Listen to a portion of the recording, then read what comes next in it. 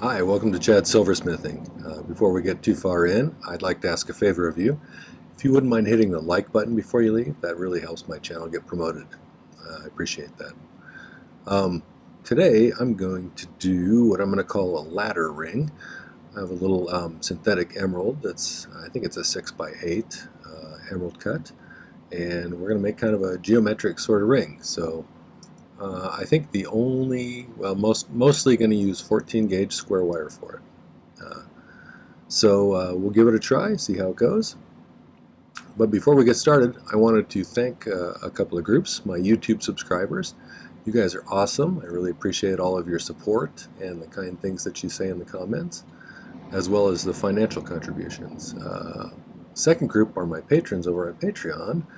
It's getting to be a good-sized group, and I really like how they're helping each other out on the Discord server that we have, and it's just really a pleasant place. So thank you guys for making it that way. I really appreciate that, and I appreciate all of your support. Let's get started.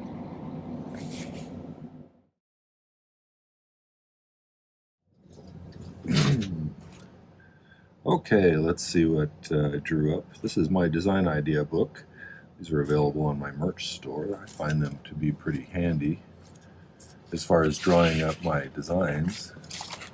I didn't used to do that when I was, before I was doing a YouTube channel. I found it to be extra useful, especially the grid on here helps me to keep things proportional. So, all right.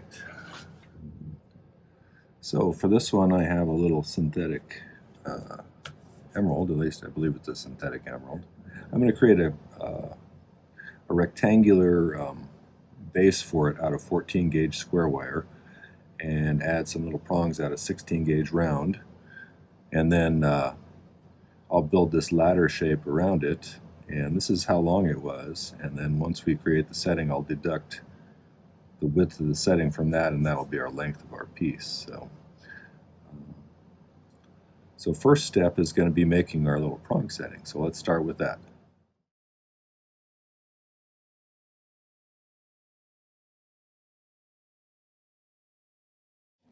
Okay, so first we're going to have to make a rectangle out of this 14 gauge square wire, and I want it to be just slightly bigger than the stone, so that the stone would actually sit on top of it and just a little tiny bit of the metal would stick out beyond it. So we're going to make 4 pieces, and I'm going to join them at 45-degree angles at each corner to make a relatively straight rectangle. And you can do it by hand if you want. I did that for years, and then somebody a while back introduced this to me, which is called a miter vise jig, and it allows you to cut real precise 45-degree angles, which is kind of handy sometimes.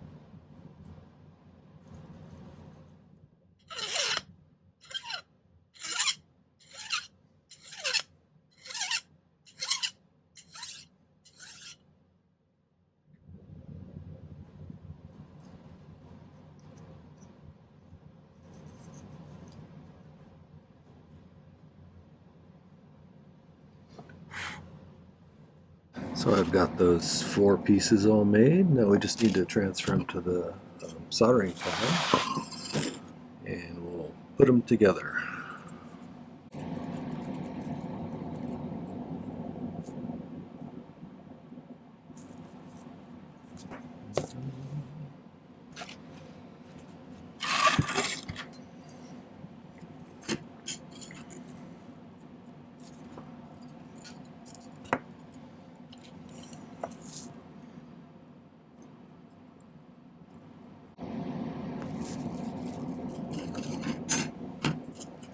may need to do a little pushing around while I'm soldering this, but if you've never seen my videos before, I use hard silver sheet solder and a spray-on flux called My-T-Flux.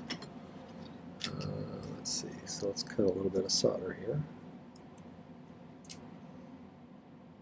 I do a lot of what's called pick soldering, which is where I use this to pick up individual pieces of solder and place them where I want them to go. If you're interested in learning that, that's a really useful skill, and I think it makes it possible to do a lot of things that you can't do without it. So I'll put a link right up there for you. It's worth learning, I think.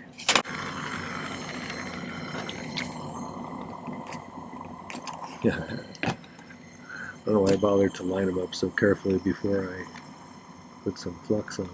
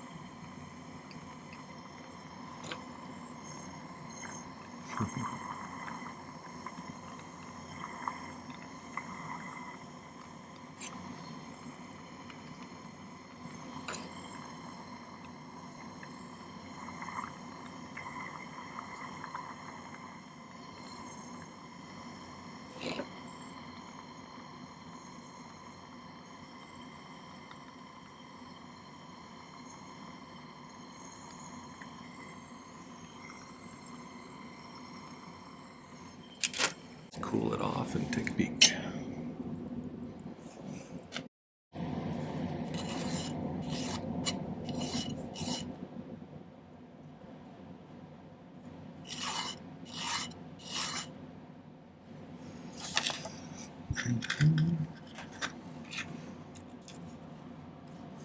That's actually kind of what I was shooting for. Got just a little bit sticking out beyond each. I'll get that filed a little bit better so that that stone sits in there nice.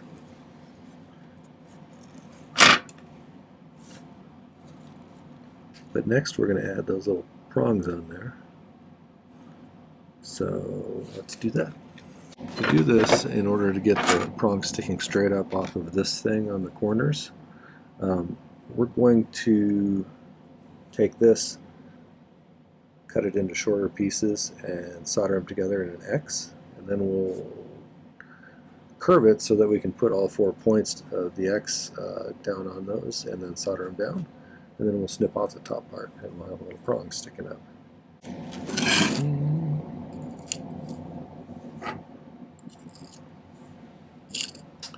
Let's do this.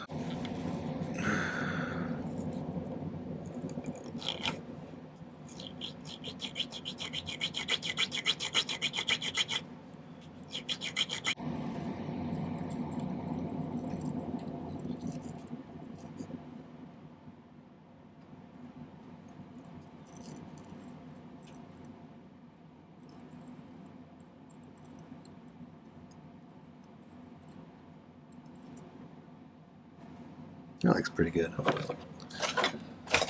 Let's try that and see.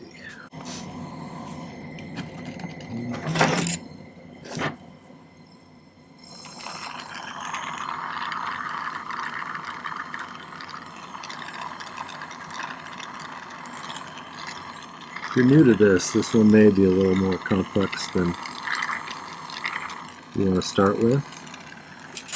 But there are, if you check my playlist, I have a beginner's playlist that would be somewhere where you can find level appropriate videos to give you some good practice.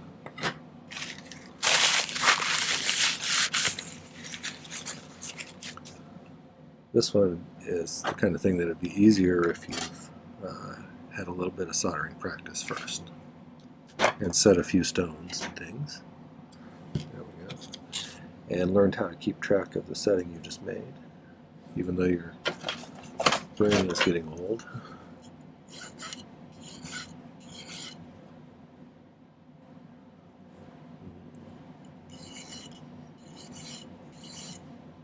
Are any of you old enough to remember the Far Side cartoon? I always liked that. That was a good... I liked the strange humor in it. It was always fun. And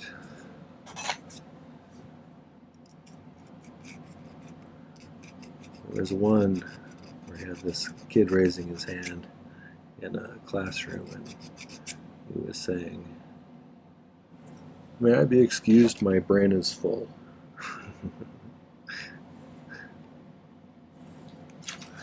Which was funny. Yeah, I thought it was funny.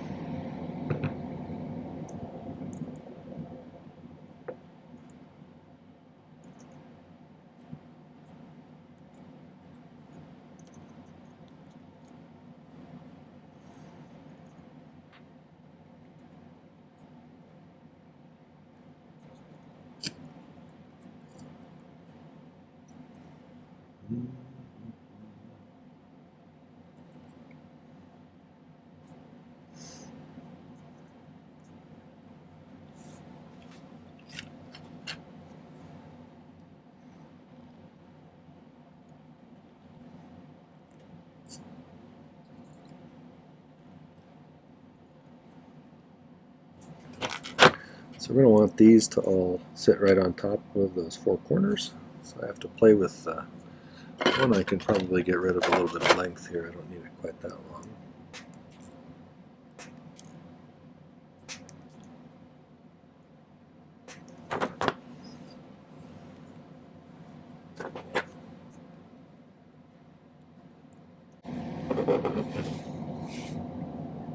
A little bit narrower still. Starting to get in the right range.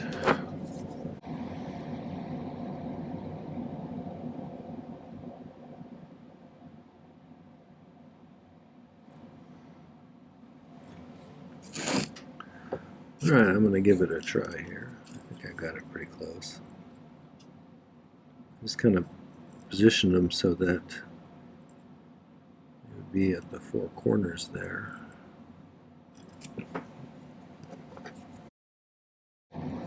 That's pretty good.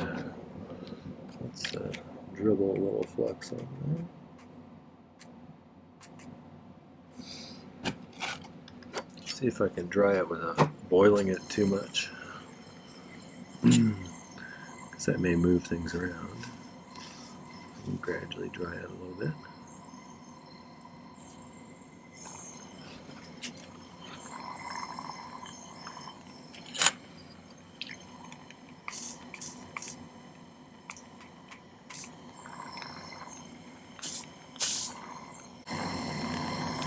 I'm going to make sure to get the bottom piece hot enough so you get a solid solder joint on here. It's easy to get the upper piece hot enough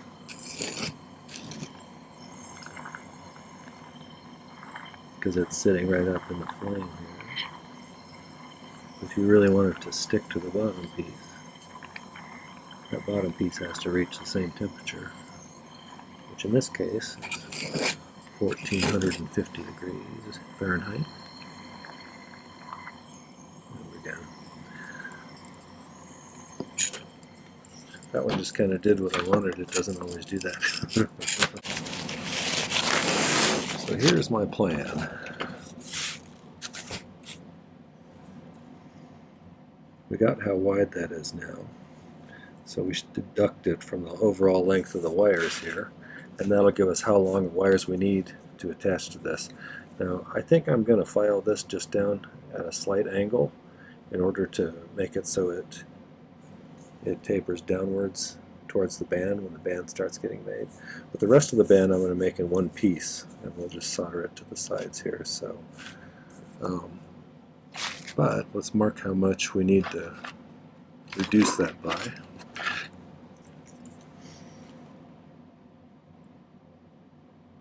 I'm going to give myself a little fudge room.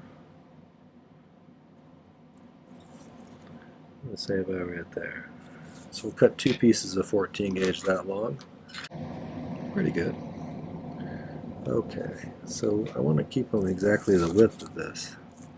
I think since I want each of these to be about the same size as, same width as that rectangular stone, let's mark it that way and see where it comes out to be.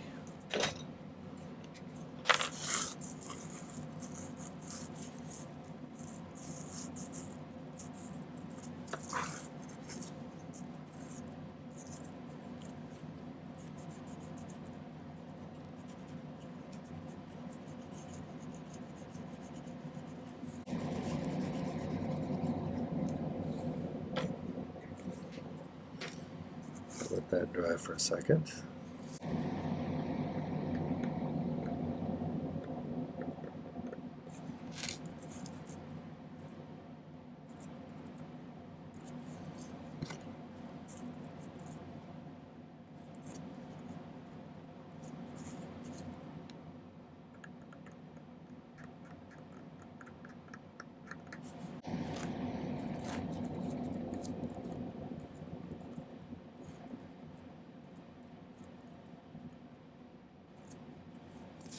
This will probably be close enough that where I don't have to do any weird adjustments to make it look relatively symmetrical, because that gets us pretty close to the middle there. So I think let's make sure we get the right length on these things too, or width I should say.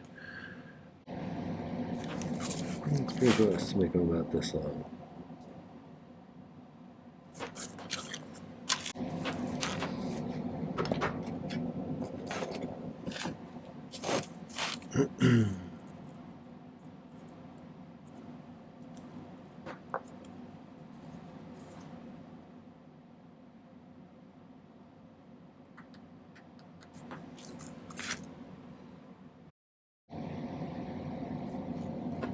I think that's about right.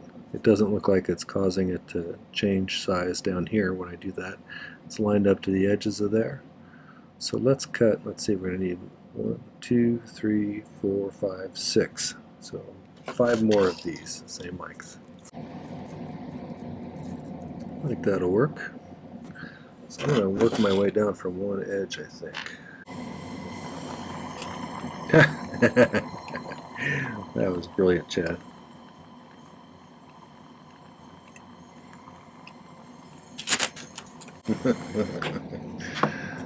That was perfect.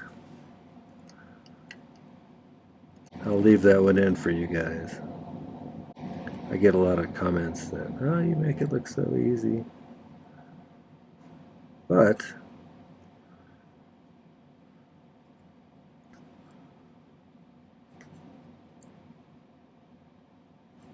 I do screw up a lot, so.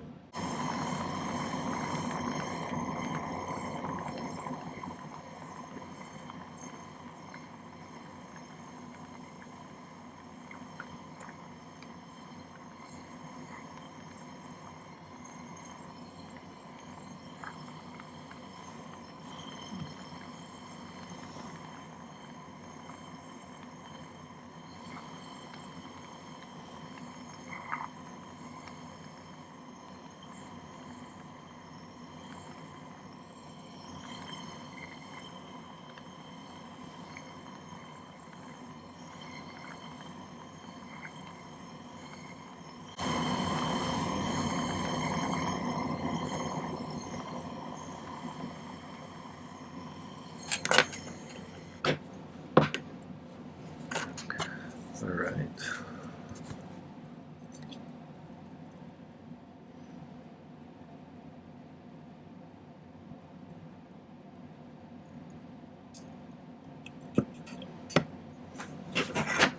I'm going to cool this off and remark it.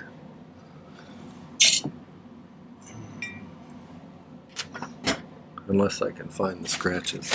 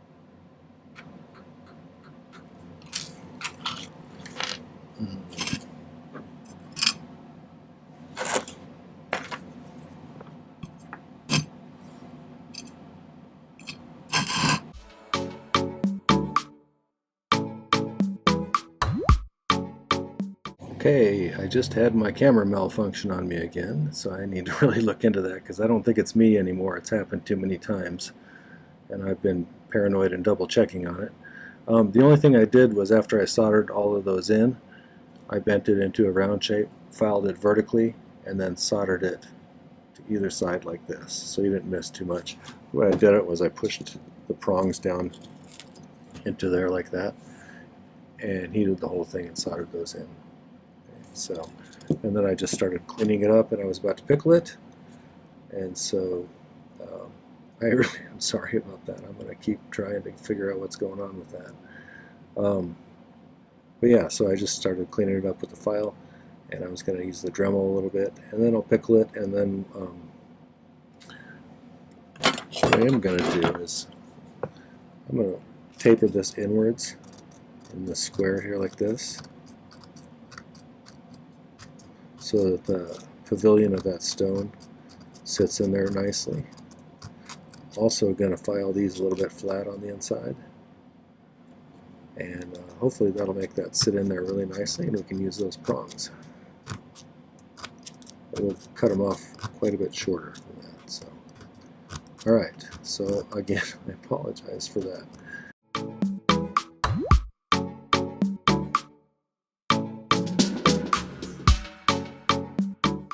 All right, so I got everything kind of filed down. I cleaned it up, and I filed too far on one of the prongs, so I had to go back and add a little bit of solder to that to reinforce it.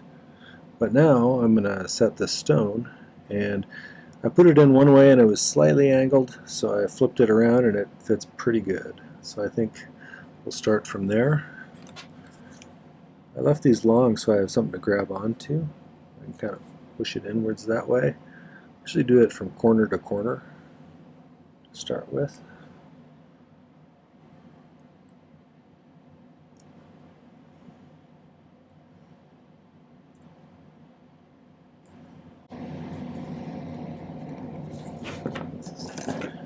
Starting to get where they're going to bump into each other, so I'm going to snip off a little bit more at this point.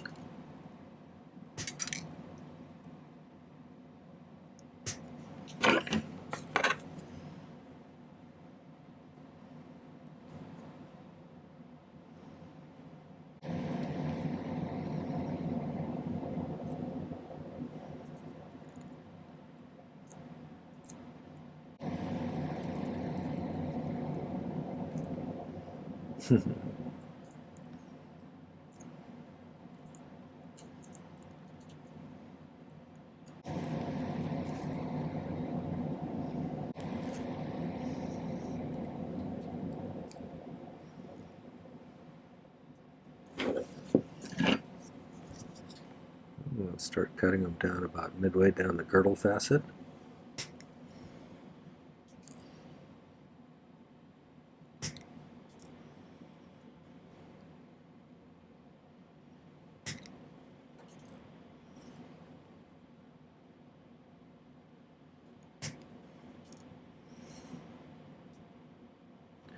And then what I'll do is I'm going to file these a little bit thinner and then kind of shape them with one of those polishing wheels on the Dremel to a point. And then I'm going to push them down as tight as I can, see if I can get them a little bit tighter. So I'll do that, and then I'll take some better pictures and put them at the end.